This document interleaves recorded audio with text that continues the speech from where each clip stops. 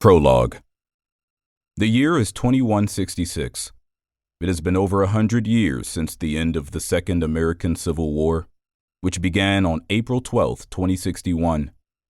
The sport of baseball has been dead for well over a century. There is no living soul that personally remembers the game.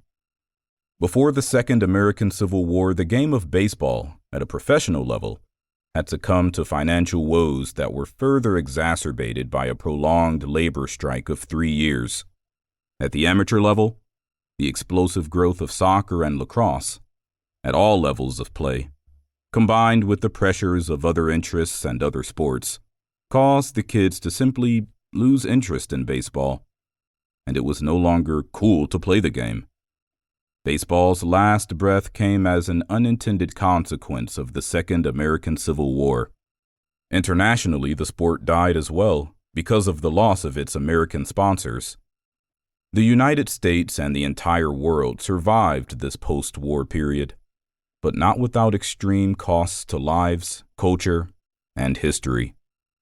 It has taken a century for the United States to recover from the 3 devastating blows suffered during the war. The first blow was the loss of 4 major U.S. cities: New York City, New York, Chicago, Illinois, Charlotte, North Carolina, and Atlanta, Georgia.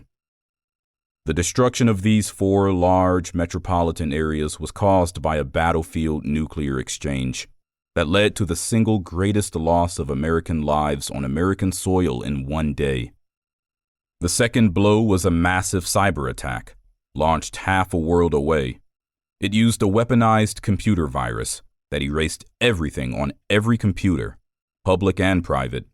Worldwide havoc ensued because of the loss of all data and knowledge.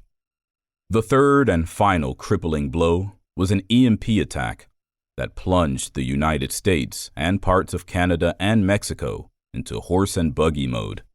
The EMP attack destroyed the nation's electric grid, all electronic devices, all public and private transportation networks, and led to a breakdown in law and order brought on by a supply chain collapse. When the maelstrom had ended, the developed world found itself not much better off than a third world country. As a result, the entire world was plunged into a severe and decades-long depression. With the rest of the nations of the world focused on caring for their own, there was no help to be found for a country the size of the United States. Thus, an agonizingly prolonged period of survival mode ensued before Reconstruction could begin. Reconstruction took several decades to return America and the industrialized world to some semblance of their former glory. Now, with the sun rising on the reconstructed United States, McHenry, a town in northern Illinois, is home to an intrepid 12-year-old boy named Joe Scott. Joe has a knack for exploring and sets out one day with a buddy to see what is in the woods east of town, on the other side of the river, which has been labeled a no-man's land since the end of the war. While there, Joe discovers a century-old relic that sets him on a quest to learn its meaning. His journey leads to the rebirth of a game long since forgotten by time and the ravages of civil war.